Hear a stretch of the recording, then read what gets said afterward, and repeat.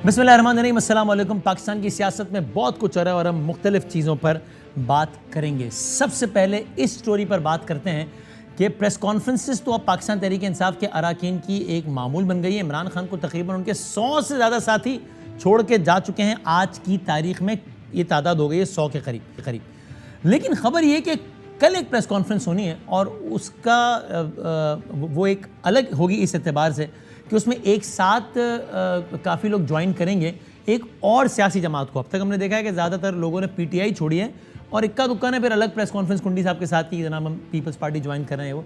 लेकिन खबर ये है कि कल लाहौर में ऐसी कोई प्रेस कॉन्फ्रेंस होने जा रही है जिसमें बड़ी तादाद में अरकान ज्वाइन करने जा रहे हैं और ये प्रेस कॉन्फ्रेंस करेंगे कोई और नहीं बल्कि ख़ुद जनाब आसिफ अली जरदारी साहब। अब अगर ये ठीक है तो बड़ा इंपॉर्टेंट है इस हवाले से कि अब शायद अगर इलेक्शंस का मंजरनामा बनता है, जो कि शायद बन रहा है, तो फिर पंजाब में अगर इलेक्टेबल्स पीपल्स पार्टी के पास जाते हैं तो उसकी अपनी एक सिग्निफिकेंस होगी। बाहर हम चलते हैं हसन मुर्तज़ा साहब की तरफ, जो कि जनरल सेक्रेटरी है पीपल्स पार्टी सेंट्रल पंजाब के और पार्लियामेंट में पीपल्स पार्टी को पंजाब में हेड भी करते थे। हसन साहब अस्सलाम वालेकुम। जी वालेकुम अस्सलाम sir, thank you for time. पहले तो ये प्लीज़ कंफर्म कीजिए ना, कल प्रेस कॉन्फ्रेंस हो रही है लाहौर में? देखिए, कल जरदारी साहब तशरीफ ला रहे हैं जी, और जब वो आते हैं तो वो मुलाकातें भी करते हैं और मीडिया से भी उनकी बातचीत होती है। और कल एक पॉलिटिकल एक्टिविटी तो होगी, इसमें तो कोई दो राय नहीं है कि काफी अरसा के बाद जरदारी साहब तशरीफ ला रहे हैं और लोग उनसे कल मिलेंगे भी। कल आसिफ जरदारी साहब के साथ कुछ एमपीए साबिक या एमएनए साबिक पीपल्स पार्टी में शमूलियत का ऐलान कर रहे हैं। ये थोड़ा सा कबल वक्त होगा जी। मैंने आपसे कहा है कि जरदारी साहब जब भी तशरीफ लाते हैं वो पंजाब के अंदर एक अच्छी पॉलिटिकल एक्टिविटी भी होती है, लोग उनसे मिलते भी हैं, लोग उनसे ज्वाइन भी उन्हें करते हैं और कल भी इंशाअल्लाह ताला होगा। कल कुछ होना है, अब क्या कुछ होना है आप नहीं बता रहे, लेकिन ये तस्दीक नहीं कि कल कोई पॉलिटिकल एक्टिविटी होनी है, कुछ तलातुम है पंजाब में। इंशाअल्लाह जी, इंशाअल्लाह एक बड़ी अच्छी खासी होगी जी। अच्छी खासी होगी जी, थैंक यू सर, बहुत शुक्रिया। हसन कह रहे हैं कि कल एक पॉलिटिकल एक्टिविटी होनी है और अच्छी खासी पॉलिटिकल एक्टिविटी होनी है। जरदारी साहब लाहौर आ रहे हैं तो बज़ाहिर ऐसे लग रहा है कि जो बात मैंने अर्ज़ की ऐसा कुछ होने जा रहा है। ख़बर है कि जनूबी, एक आपको याद है जनूबी पंजाब सूबा महाज बना था, वो इमरान खान साहब में ज्वाइन कर लिया था उन्होंने एकदम इलेक्शन से पहले, वो सारे इलेक्टेबल्स वहाँ चले गए थे। कुछ लोग हैं जो कल जरदारी साहब को ज्वाइन करने वाले हैं। देखते हैं कल क्या होता है। आगे बढ़ते हैं एक और स्टोरी की तरफ और वो भी बहुत दिलचस्प है। आपको याद है कि अब से कुछ अरसे पहले सुप्रीम कोर्ट ऑफ पाकिस्तान की समाअतों के नतीजे में हुआ क्या कि इलेक्शन पंजाब की असम्बली तहलील हुई। 90 दिन के अंदर इलेक्शन चाहिए था इमरान खान साहब को, जो कि आइन में भी लिखा है। 90 दिन के अंदर इलेक्शंस नहीं हुए, फिर केस चला सुप्रीम कोर्ट ऑफ पाकिस्तान में, समातें चलती नहीं। किस्सा मुख्तसर ये, सुप्रीम कोर्ट ऑफ पाकिस्तान के पैदर पे कहने के बाद बनी मुज़ाकराती कमेटी बिला पाकिस्तान तहरीक इंसाफ और गवर्नमेंट के दरमियान। पीटीआई में थे उसमें फवाद चौधरी, शाह महमूद कुरैशी, अली जफ़र साहब, गवर्नमेंट से दीगर अफराद थे। खबर ये है कि उसमें ये चीज़ तय पा गई थी, ये बड़ा इंटरेस्टिंग है, बहुत इंटरेस्टिंग, कि ये चीज़ तय पा गई थी, गवर्नमेंट ये बात मान गई थी कि हम बजट के बाद, अभी 9 जून को बजट आ रहा है, आज से 10 दिन बाद, कि हम 9 जून को बजट पेश करेंगे, बजट के बाद हम असम्बलियाँ तहलील कर देंगे। जब जून में असम्बली तहलील हो जाती है, जून जुलाई में, तो बस फिर अगले 90 दिन के अंदर तो इलेक्शन होना ही होना है।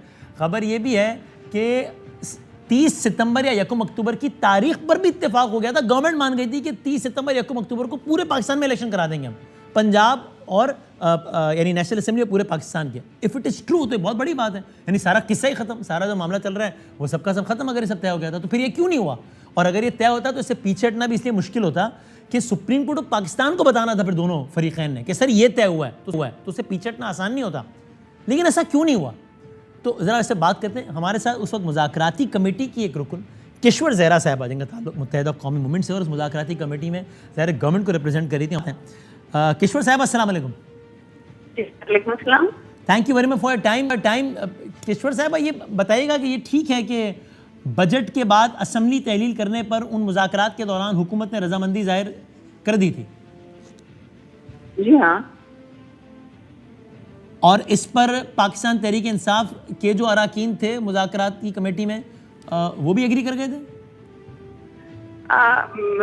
एक्चुअली देखिए, ये काफी दिनों से ये स्ट्रेस चल रहा था और ये आपस के मामलात ना गली सड़कों कुचों में आ गए थे, तो एक बड़ी अच्छी चीज ये पैदा हुई थी कि अब ये पार्लियामेंटेरियंस टेबल टॉक के लिए बैठे थे। सही है।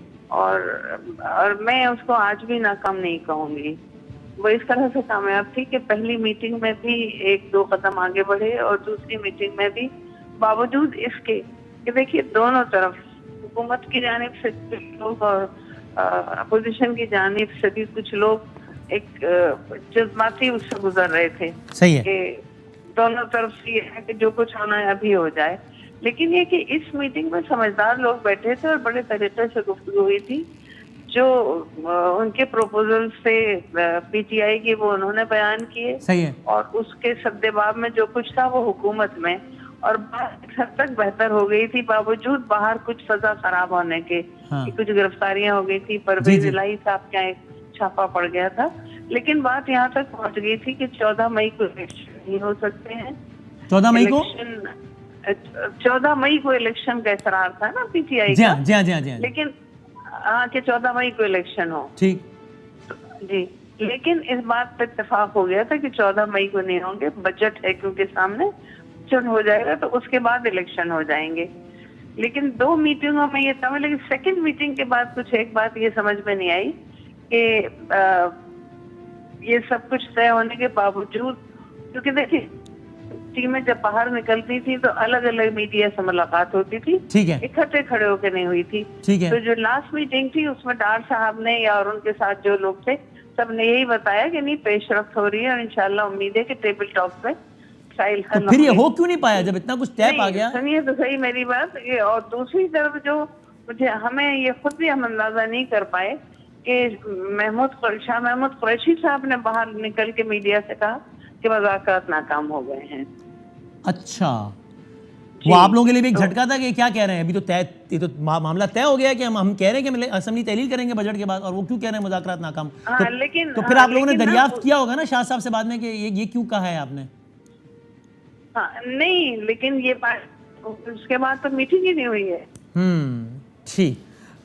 और फिर उसके बाद बस मामला खत्म हो गया। मुज़ाकरात नहीं, लेकिन एक बात देखिए कि मुज़ाकरात के लिए सबकी तवक्कुआ थी, और पहली मीटिंग के बाद मेरा ख्याल ये है कि थोड़ा सा अवाम ने भी का सांस लिया था कि ये भाई किसी नतीजे पर तो पहुंचते जा रहे हैं। और देखिए चीफ जस्टिस साहब की तरफ से भी आया था कि ये देखिए ये टेबल टॉक हो रही है, पार्लियामेंट्री बात कर रहे हैं, इसके नताइज आने दीजिए, यानी सबको था। लेकिन कुरैशी साहब ने जब वो कह दिया उसके बाद फिर आप लोगों की दोबारा मुलाकात नहीं हुई?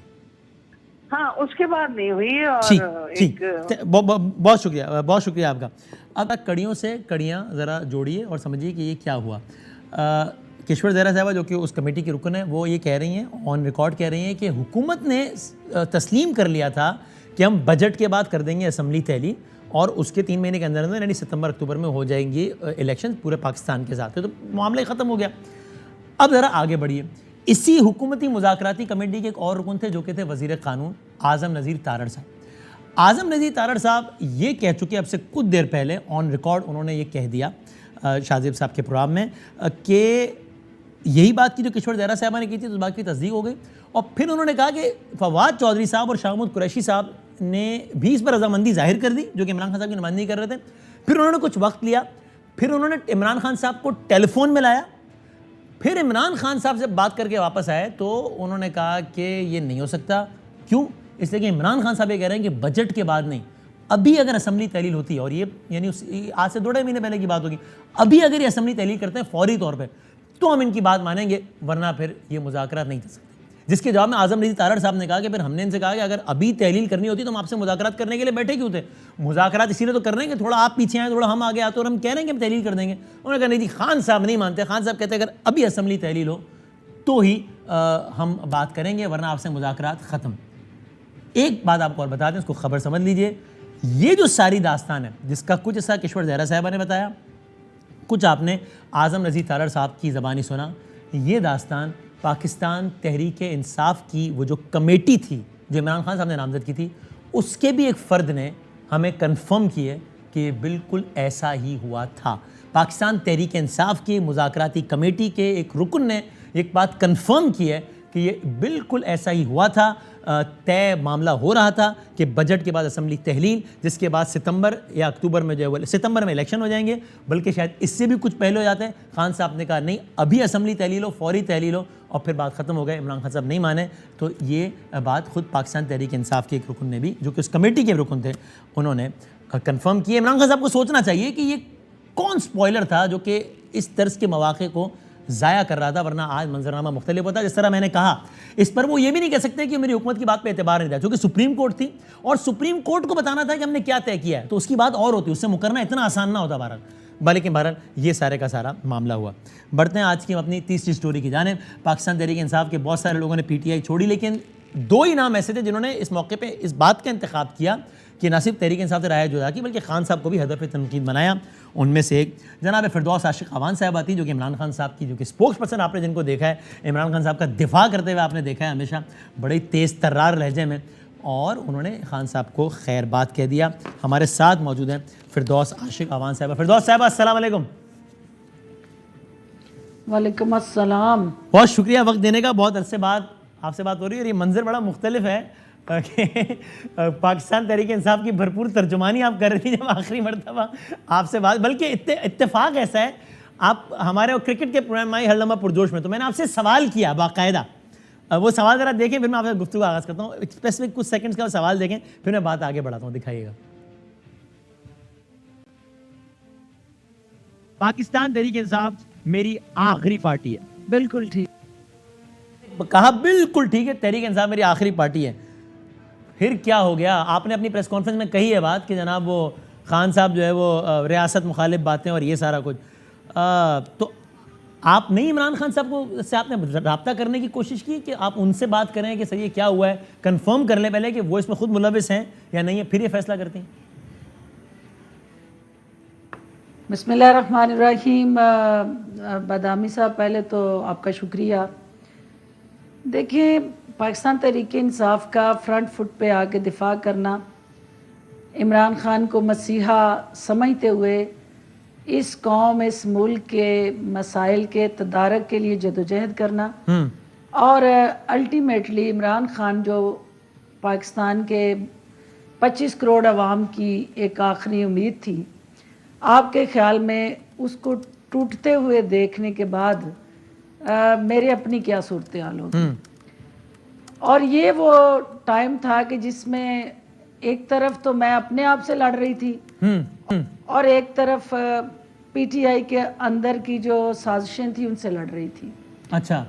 जब तक इमरान खान अपने मंशूर पे और अपने सियासी मुखालफीन को, PDM हमारी सियासी मुखालफ, उसके अंदर जितनी भी जमातें हैं, जब हमारा टारगेट जो है वो जमातें रहीं, उसमें आपने देखा कि मरियम नवाज़ हूँ, जरदारी साहब हूँ, या हमारी जितनी भी सियासी कुव्वतें हैं, उनके सामने सीसा पलाई दीवार की तरह मैं खड़े होके खान साहब के मौक़िफ़ का दिफा करती रही। ठीक है। और उनके मंशूर को पाकिस्तान के लिए लाज़िम व मलज़ूम करार देती रही, और इस यकीन कामल के साथ कि इमरान खान ही पाकिस्तान को बदलेगा, और इस पाकिस्तान के अंदर ये गले सड़े निज़ाम से हमें निजात मिलेगी जी। और तब्दीली के सफ़र में हम फ़ख्र से कहते थे कि हम इमरान खान के हम सफ़र हैं। फिर क्या हुआ ऐसा कि खान साहब की सोच जो है जूं ही बदली जी, उनका बयानिया बदलिया, और वो बयानिया जो उनका टारगेट और सबसे ज़्यादा जो फोकस उनका अपने सियासी मुखालफीन पे था, उन्होंने अपने टारगेट को बदल के और अपने तोप के निशाने पे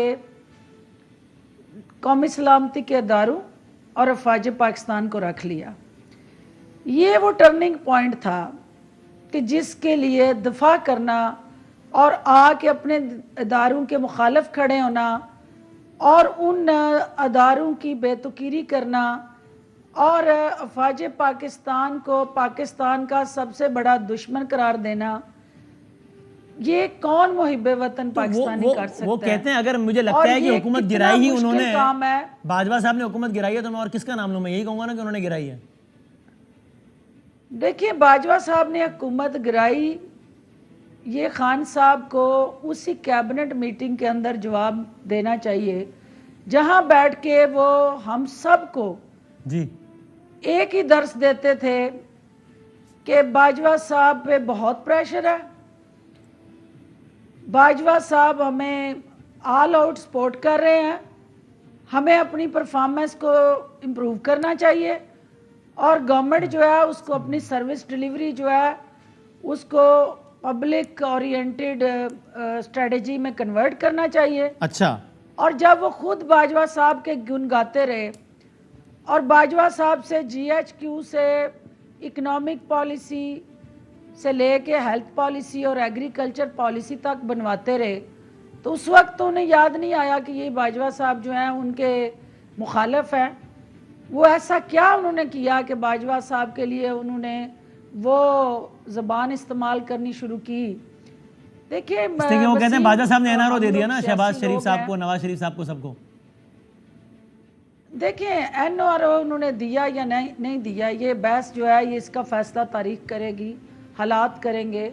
और आपको भी इस चीज़ का सबसे पहले अंदाज़ा है कि सियासत के अंदर वोट ऑफ नो कॉन्फिडेंस होना, अपोजिशन बेंचेस पर बैठना, हुकूमती बेंचेस का हिस्सा होना, ये उस सियासी अमल का हिस्सा है। ये जमहूरियत का हुस्न है। केसेस बनते हैं सियासतदानों पे, वो बेगुनाह भी होते हैं, वो जेलों में भी जाते हैं, वो जेलों से रहा भी होते हैं।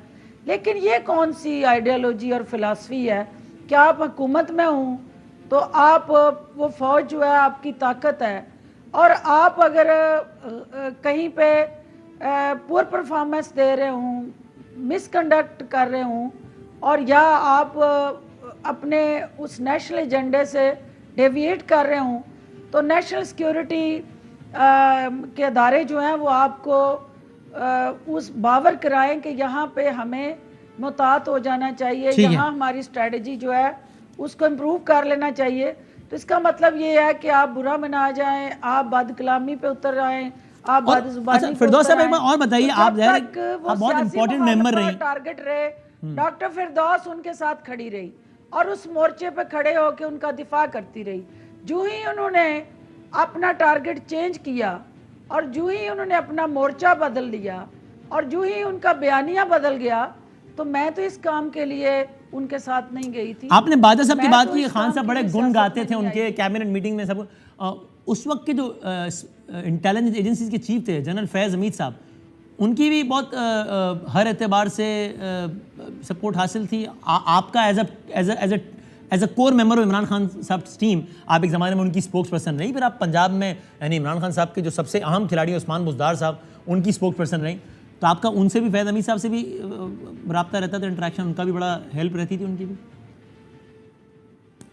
देखिए पहली बात तो ये है कि ये हर गवर्नमेंट करती है। इस वक्त की गवर्नमेंट जो है वो भी ये काम कर रही है।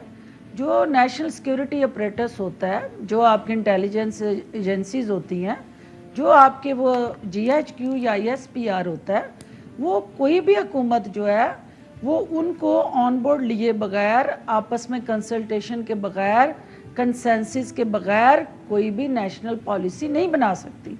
वो तो बिल्कुल ठीक है, लेकिन ये जो कहते हैं और ये अदारे जो है वो लाजमी मलजूम होते हैं, लेकिन उसके अंदर जो शख्सियात का रोल है, देखिए एक इंस्टीट्यूशन का रोल, एक इंडिविजुअल का रोल। जो इंस्टीट्यूशन है वो हमेशा हुकूमतों के साथ खड़े होते हैं, उनकी सपोर्ट में हुकूमत वक्त की जो गाइडलाइंस है उनको ओबे करते हैं। अफराद जो हैं, अगर कोई फ़र्द जो है वो अपने आप को अदारे से बालातर करके किसी से ज़ाती वफादारी निभाने लग जाता है और कौमी मफाद पर से पुश चला जाता है और उस किसी मखसूस पार्टी या शख्स या फ़र्द जो है उसकी ज़ाती अनाज, ज़िद और ख्वाहिश की बेस पे वो कौमी मफाद की बजाय उसके शख्सी मफाद को तरजीह देता है, तो वहां फिर क्राइसिस जन्म लेते हैं। डॉक्टर साहबा, और अगली ये वो सियासी पॉइंट मंजिल था क्या है आपकी? कि जहां पे क्राइसिस ने जन्म लिया था। क्या आपकी अगली सियासी मंजिल आपकी पुरानी जमात पाकिस्तान पीपल्स पार्टी है? देखिए पीपल्स पार्टी मेरी दिल के करीब है जमात, लेकिन बदकिस्मती से वो बेनज़ीर भुट्टो शहीद अब उस जमात में नहीं, नहीं रही, वो भुट्टोइज़्म की फ़िलासफ़ी और आइडियोलॉजी उस जमात में नहीं रही। और उस जमात के अंदर जो है वो भुट्टो का जियाला जो है वो तो है, लेकिन वो भुट्टोइज़्म नहीं है उसमें। अच्छा। तो मेरे हलके के अंदर जो है मुझे अपने हलके की आवाम को देखना है, उनकी ज़रूरियात नून को लीग में देखना जाने का है, कोई इम्कान? उनकी ख्वाहिशात को देखना है। नून लीग से तो हमारा अज़ल का वैर है, जब से सियासत में आई हूँ तो आपको पता ही है कि एक ही हमारा टारगेट रहा है। उस टारगेट को मुख्तलिफ रस्तों से हम उसका घिराव करते रहे हैं। जहांगीर कभी तरीन साहब के काफ बारे की में क्या शक्ल ख्याल है? में, कैसी कभी सियासी शख्सियत है जहांगीर तरीन साहब? देखिए, लेके मुझे पीटीआई में वो गए थे और मनाया भी उन्होंने था, पीपल्स पार्टी को छुड़वाया भी उन्होंने था। अच्छा। और गारंटर भी वही थे कि पीपल्स पार्टी से आप आएंगी तो आपको पीटीआई में इज्जत मिलेगी। तो फिर सारी दुनिया ने देखा कि हमें क्या इज्जत मिली, और जितना टाइम गुजारा वो हर आने वाला दिन जो होता था वो लौंडे लपाड़े जो थे वो हमारी इज्जत को ताकदार कर रहे होते थे। टीनेजर और स्ट्रीट बॉयज़ जो हैं वो जो चादर और चार दीवारी के तकद्दस थे उनको पमाल कर रहे होते थे, और ख़ान साहब जो है वो यरगमाली टोलों और सियासी यतीमों के नरगे में थे। और तो बस फिर मसला आपने मुश्किल तो आसान कर, जो लेकर आए थे फिर वही लेकर जाएंगे, बस फिर सीधी सीधी बात है ना। तरीन साहब लेकर आए, अब वो नई जमात बना रहे हैं अल्हम्दुलिल्लाह। होता है, तो लेकिन सही हो ऑफ गया, कोर्स आसान हमने सियासत करनी है। और मैं रिजर्व सीट की तो सियासत करनी नहीं है, हाँ, इंतखाबी सियासत मैं करती हैं तो आप, वोट सही। की सियासत करती हूँ। जी जी, आपने और चौधरी जब अली साहब से मुझे मुकाबला वोट की किया, सियासत मकान करनी समानी है से। हाँ। तो फिर मुझे हर हाल में जो है अपने अवाम की आवाज़ को भी सुनना है और हालात को भी। आपके ख्याल में अगर आप तरीन साहब को ज्वाइन करेंगे तो आपके हल्के की आवाम का क्या रद्द-ए-अमल होगा? देखिए, हल्के की आवाम का रद्द-ए-अमल ये है कि वो उन्हें ये यकीन है कि मैंने जो फैसला करना है, अगर तो मेरी ज़ात का इंटरेस्ट हो ना तो मैं रिज़र्व सीट पे किसी भी जमात में नॉमिनेशन लेके तो अपने मफाद का तहफ़्फ़ुज़ करूँ। ठीक है। तो मैंने तो काज की सियासत करनी है, मेरी नेशनल काज और पब्लिक काज, जहाँ दोनों प्रोटेक्ट होंगी वहाँ डॉक्टर फिरदौस खड़ी। बहुत शुक्रिया, बहुत शुक्रिया। डॉक्टर कामान साहिबा कह रही हैं कि भाई मुझे इस पार्टी में जहांगीर तरीन साहब, पीपल्स पार्टी से मुझे छुड़वाने वाले जहांगीर तरीन साहब, पीटीआई में मुझे लाने वाले जहांगीर तरीन साहब, पीटीआई में मेरे गारंटर जहांगीर तरीन साहब। तो क्या आपको अभी सवाल का जवाब नहीं मिला कि फिर उनकी अगली मंजिल क्या होगी? जबकि वो कह रही हैं कि पीपल्स पार्टी है, वो पीपल्स पार्टी नहीं है जो भुट्टो वाली पार्टी। नून लीग से तो हमारी कहीं बनी नहीं। तो फिर जवाब बहुत वाज़े है। सियासी मंजरनामा अगला क्या बन रहा है और लोग किस तरफ जा रहे हैं, ये भी बड़ा वाज़े है। ब्रेक के बाद पाकिस्तान की मईशत के हवाले से, जो कि बहुत गुंजलक पेचीदा मामला है, लेकिन आसान अल्फाज में बात करते हैं ब्रेक के बाद।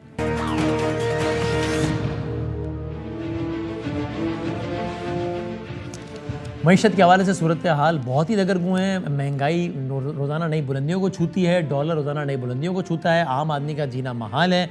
एक साल में मईशत कहाँ से कहाँ पहुँच गई है। अब बजट आ रहा है 10 दिन बाद। IMF के जिस प्रोग्राम की बात हो रही थी कि वो नवी किस्त मिलेगी या नहीं मिलेगी, वो प्रोग्राम ख़त्म हो रहा है 30 दिन बाद। और वो हम बचपन से सुन रहे हैं, पता कितने महीनों से सुन रहे हैं कि अभी पैसे मिलेंगे नहीं मिलेंगे, मिलेंगे नहीं मिलेंगे। यहाँ तक कि मुल्क के वज़ीर आज़म कॉल कर रहे हैं IMF के अहदेदार को, कह रहे हैं भाई मेहरबानी करें पैसे दे, वो फिर भी पैसे नहीं आ रहे हैं। बजट तजावीज़, मुल्क के वज़ीर ख़जाना कह रहे हैं कि हमने शेयर कर लिया IMF से कि हम बजट क्या डिज़ाइन करेंगे। IMF से पैसे मिलेंगे नहीं मिलेंगे, मिलने का क्या मतलब है, ना मिलने का क्या मतलब है, डिफ़ॉल्ट होगा नहीं होगा, अल्लाह करे इसका कोई इम्कान ही ना, अल्लाह करे, होने का क्या मतलब है, ना होने का क्या मतलब है, आसान अल्फाज में डिस्कस करते हैं। शब्बर ज़ैदी साहब और मुज़म्मिल असलम साहब, ज़ाहिर है दोनों ही बहुत मायाना अफरा। शब्बर ज़ैदी साहब former chairman FBR, Muzammil Aslam साहब पाकिस्तान तहरीक इंसाफ के दौर में स्पोक्स पर्सन रहे इकॉनमी और फाइनेंस से, दोनों हमारे साथ मौजूद हैं। दोनों का बहुत बहुत शुक्रिया। शब्बर ज़ैदी साहब, अब तो ये प्रोग्राम ख़त्म होने वाला है, 30 जून को ख़त्म हो रहा है ना, यानी आज से 30 दिन बाद। तो पैसे मिलने IMF से नवी किस्त या नहीं मिलनी, क्या है? देखिए, बिस्मिल्लाहिर्रहमानिर्रहीम। देखिए वसीम बदामी साहब, 9 जून को बजट आ रहा है जी। तो पहली बात तो ये है कि 9 जून तक तो हमारा कोई चांस IMF के प्रोग्राम के रिवाइवल का नहीं है। ठीक। और जहाँ तक मेरा प्रेडिक्शन है और जो मेरी पोजीशन है कि वो पाकिस्तान किसी भी हाल में IMF प्रोग्राम आने के बावजूद भी अपने बैरूनी और अपने अंदरूनी खर्चाजात को सर्व नहीं कर सकता। मेरी बात को दोबारा मैं कह देता हूँ, अगर IMF की प्रोग्रामिंग आ भी जाती है आगे जून के बाद, तो भी पाकिस्तान अपने बैरूनी और अंदरूनी खर्चों को सर्व नहीं कर सकता। सर, वो तो अब आगे की बात इसको हो गई, ठीक है, लेकिन जो शब्बर साहब लफ्ज़- अभी ये बजट के बाद, आप कह रहे हैं बजट तक तो नहीं आता, बजट के बाद और इस प्रोग्राम के एक्सपायर होने से पहले, यानी 10 से 30 जून के मैं दरमियान बजट कितना के बाद- इम्कान है कि वो मैं किस्त बजट के- मिलेगी? मैं बजट के बाद बात कर रहा हूँ, मैं 2024 की बात कर रहा हूँ, मैं 2025 की बात कर रहा हूँ, मैं 2026 की बात कर रहा हूँ, मैं 2027 की बात कर रहा हूँ, मैं 2028 की बात कर रहा हूँ। मैं वो आदमी नहीं हूँ जो बिला वजह पास की गुफ्तगू करे। मैं आपको जब मैंने 21 में बात की थी तो मैंने 23 की बात की थी। सही। आज मैं आपके सामने बैठकर 24, 25, 26, 27, 28 की बात कर रहा हूँ कि पाकिस्तान अपने बैरूनी और अंदरूनी खर्चाजात को पे करने के काबिल नहीं है। नहीं, और जिसका मतलब क्या आज ये के हुआ कि फिर क्या सिस्टम- डिफॉल्ट का खतरा बहुत ज्यादा है? आप लोग उसको नाम जो भी दे दें, जो भी उसका नाम कर दें, उसका नाम कर दें पाकिस्तान सलामती, पाकिस्तान की बहबूदी, जो भी नाम कर दें, ये कर्जे हम पे नहीं कर सकते। अच्छा, आगे चले जी। इसलिए हमें अपने बैरूनी खर्चाजात की रीप्रोफाइलिंग करानी पड़ेगी और IMF आपकी रीप्रोफाइलिंग के लिए तैयार है। ये कोई IMF के साथ कोई डेडलॉक नहीं है ऑन कॉन्सेप्चुअल ग्राउंड, मेरा नहीं है। जो मेरी गुफ्तगू IMF से होती है उनके साथ कोई डेडलॉक नहीं तो इसके लिए है। IMF तैयार है, तो इस फिर ये हो क्यों नहीं गवर्नमेंट रहा? का- क्या अमर माने हैं इसमें? मेरी बात समझो ना। ये कह रहे हैं, ये उनको ये कह रहे हैं कि आप हमें ये पैसे दे दें, मगर हम ये नहीं मानेंगे कि हमारे पास किस्तें अदा करने के पैसे नहीं हैं। वो कह रहे हैं कि अगर आपके पास किस्तें अदा करने के पैसे हैं तो भाई हमें लिख के दिखा दो, कहाँ से पे करोगे? तो ये इनकी बिला वजह की बिला वजह की इल्यूजन, लोगों को बेवकूफ़ बनाना, ये 8 महीने से लोगों को बेवकूफ़ बना रहे हैं कि हमारे पास पैसे हैं। शब्बर साहब, मुझे IMF इसमें ने मुजम्मिल भाई बिल्कुल का मैं साफ आता अल्फाज- हूं। शब्बर साहब, ये आपका इनिशियल पॉइंट आ गया ना। मुजम्मिल साहब, आपका इस पे क्या टेक है? पहले तो इसी पे बताएं, यही सवाल आपसे। देखिए, हमारे दोस्त हैं, उनका मैं नाम नहीं लूँगा प्राइवेसी की बेसिस पे, और काफ़ी सीनियर हैं, पाकिस्तान की पॉलिसी साजी में भी उनका बड़ा काम रहा है। उनकी मुलाकात एक स्टेट मिनिस्टर ऑफ फाइनेंस से हुई, उनका भी नाम लेना नामुनासिब है। ठीक है। जो शब्बर साहब ने बात की है अभी, उन शख्स ने उस स्टेट मिनिस्टर से पूछा कि आप लोग डेट रीस्ट्रक्चरिंग या डेट रीप्रोफाइलिंग की तरफ क्यों नहीं जा रहे? सही है। तो उन्होंने कहा कि इवेंचुअली जाना पड़ेगा, लेकिन अगर हम ये बोलेंगे IMF को जाके कि हमें ये डेट रीप्रोफाइलिंग चाहिए, ये डेट रीस्ट्रक्चरिंग चाहिए, तो तासुर जाएगा कि हम डिफ़ॉल्ट हो गए, कन्वे हो जाएगा, और फिर उसके लिए हमारे लिए मज़ीद पॉलिटिकली मुश्किलात हो जाएंगी। तो उसकी वजह से हम जो है नहीं जा रहे। दूसरी बात ये कि ये जो मैं आपको बात बता रहा हूँ, बड़ी डायरेक्ट उनकी बात हुई थी। दूसरी बात उन्होंने ये बोली कि ये प्रोग्राम तो अब ख़त्म होते हुए लग रहे हैं, और वज़ीर आज़म ने भी जो फाइनेंस की टीम है उनको एक मशवरा दिया है कि आप जुलाई में नए प्रोग्राम की बात करें। तो अब वो वज़ीर आज़म ने आज जो फ़ोन किया, जो 2 दिन पहले फ़ोन किया, और आज IMF ने जो एक सेट ऑफ डिमांड्स दी हैं, जी हाँ। उससे अपेरेंटली लग रहा है कि IMF ने पहले ही कह दिया कि ये जो बजट आप बनाने जा रहे हैं, अगर ये आपने हमारे मुताबिक नहीं बनाया तो टाटा बाय बाय। तो अब सवाल इसमें एक ये है कि ये वाला बजट कौन बनाएगा? IMF, इसहाक डार, शहबाज शरीफ ने अलग 7 कमेटियां बना दी हैं बजट के लिए, और या PDM के इत्तेहादी जमात? क्योंकि अभी शहबाज शरीफ कराची आए थे तो बिलावल ने एक अलग डिमांड रखी है कराची के लिए, तनख्वाहदारों के लिए, ये तमाम चीजों के लिए। और शहबाज साहब ने तो कह अभी भी तक दिया तो ऐसा नहीं यही बात सब बनाना है, ये भी confusion बनाओ, खत्म हो ये भी रहा बनाओ, ये भी बनाओ, तो वो सब पैसों से बनेगा ना। हाँ, तो अब ये बजट कौन बना रहा है बजट reallocation। और किसकी चलेगी, अभी तक तो यही नहीं पता इसमें। हाँ, अच्छा, अब इसमें अगर IMF, अब जरा बस हम क्विकली इसको वाइंड अप भी करते हैं वसीम, ऐसा। मैं इस पे कुछ जी मैं कहिए उसको शब्बर भाई, कहना आप कहिए, चाहता फिर मैं हूं। आता हूँ मुजम्मिल साहब। जी शब्बर साहब कहिए। मैं ये कह रहा हूँ, ये जो बात कर रहा है Muzammil, with all due respect, ये भी बात घुमा के कर रहा है। सीधी बात मुझे ये बता दे, मुजम्मिल भाई ऐसा है। ये मुझे बिल्कुल सीधा बता दे। मैं एक अकाउंटेंट हूँ, थोड़ा बेवकूफ़ हूँ, मुझे ये बता दे कि क्या हम 24 की किस्तें पे कर सकते हैं विदाउट रीप्रोफाइलिंग? वो तो कह रहे हैं ना, नहीं उनकी बात से वाज़ेह नहीं कर रहे हैं। मुजम्मिल साहब आपका मैं तो ये हुकूमत का वर्जन दे रहा हूँ एज अ पीटीआई। यार हुकूमत को छोड़ दो यार, Muzammil as a please PTI हुकूमत को हमने जो छोड़ दो अपनी यार। एक माशी ग्रुप बनाया था उसमें अक्सरियत ने ये कह दिया कि यार आप- पाकिस्तान का आगे मुजम्मिल- गुजारा नहीं है मुजम्मिल मेरी रीप्रोफाइलिंग या रीस्ट्रक्चरिंग के। और इमीडिएटली मुजम्मिल मेरी इससे बात सुन पहले लो, कि आप प्लीज। किस्तें देने में तकलीफ में आए, आईएमएफ को एंगेज कर लें इसमें। मुजम्मिल मेरी बात PTI सुने के जो भाई, खुदा का अक्सरियती वास्ता, जो मुजम्मिल एडवाइस मेरी कर बात रहे हैं सुनो, इकोनॉमी खुदा का में, वास्ता मैं है। उनकी आपको वर्जन बता रहा हूँ। फैसला तो बाद में मुजम्मिल मेरी हुकूमत बात आती सुनो, तो होना खुदा था, का लेकिन वास्ता है। अक्सरियती लोगों ने बात कर दिया। मुजम्मिल मेरी बात सुनो, खुदा का वास्ता है, ये पीटीआई पीएमएल पीडीएम की बात नहीं करो, पाकिस्तान की बात करो कि पाकिस्तान आपने किया, किसी ने किया, नहीं किया, वो किया। इस बेकार की गुफ्तगू की बात नहीं करो। सीधी बात ये बताओ मुझे कि 24 के पैसे दे सकते हो, 25 के पैसे दे सकते हो, 26 के पैसे दे सकते हो? नहीं दे सकते ना। बोल दिया तो ना, इसको नहीं दे मानने सकते। में तो डेट वो तो रिस्ट्रक्चरिंग कह रहे चाहिए, नहीं दे सकते ना। बफर चाहिए। तो खत्म हो गई बात। फिर इसको इतना लंबी घुमा के बात क्यों कर रहे हैं हम? नहीं दे सकते। अब वो तो इसको डायरेक्ट अंग्रेजी फ्रॉम में द क्या हॉर्सेस कहना है, माउथ क्या बता कहते रहे हो? हैं कि जो कि बहुत रेलेवेंट पोजीशन पे जो साहब या साहिबा बैठी हैं वो तक कह रही हैं कि ऐसा ही है, पैसे देने को नहीं है। लेकिन अगर कह दिया तो फिर बात का इंप्रेशन जाएगा कि हम डिफॉल्ट हैं, उसका अपना पॉलिटिकल लॉस होगा। अरे इसलिए यार बात मेरी कह बात नहीं रहे, सुनो, मान नहीं रहे। मेरी बात सुनो वसीम मेरी बात सुनो। बाहर जो बैठे हैं वो पागल तो नहीं है ना यार? उनको नजर आ रहा है। जो मार्केट बैठी है पेरिस क्लब की, वो आपकी सिर्फ आपके जुमलों में आवाम को पागल believe बना रहे हैं ना करती है। ये। बाहर वाले तो क्लियर हैं। ये मंजन तो ये पागल- अपनी आवाम को ये बेच तो रहे हैं ना पागल- ये इलेक्शन के पागल लिए, बना रहे हैं डोमेस्टिक ना। कंजम्पशन के लिए ना। ये तो यार ये तो नहीं, ये पागल बना रहे हैं, मगर इनके कहने में कोई पागल तो नहीं बन रहा ना स्टॉक मार्केट बन रही, ना करेंसी वाली मार्केट बन रही, ना डिजिटल मार्केट बन तो रही। आखिरी ये एक तो एक मिनट हमारे में दोनों जैसे बता दो दें, चार शब्बर पाँच- भाई पहले आप और फिर मुजम्मिल साहब, कि फिर आपको कौन सा सिनेरियो ज्यादा लाइकली नजर आता है, पहले ये बता दें एक एक मिनट में। पहले आप शब्बर साहब, फिर मुजम्मिल साहब आप बताइए। किस ये किस चीज़ यही में मुआशी क्या एतबार से कि scenario? क्या होगा कि आखिरकार हम मान लेंगे और रीप्रोफाइलिंग में जाएंगे, नहीं जाएंगे, किस चीज का इम्कान ज्यादा है? पहले आप बता दें शब्बर साहब। यार देखिए मेरी बात सुने जी सर। बजट के ये सारा चीज़ ऑलरेडी सेटल थी वसीम बादामी साहब कि इन्होंने इलेक्शन के बाद चले जाना है, ये डिसाइड हो चुका था। तो इनकी बात तो रेलिवेंट है ही नहीं ना।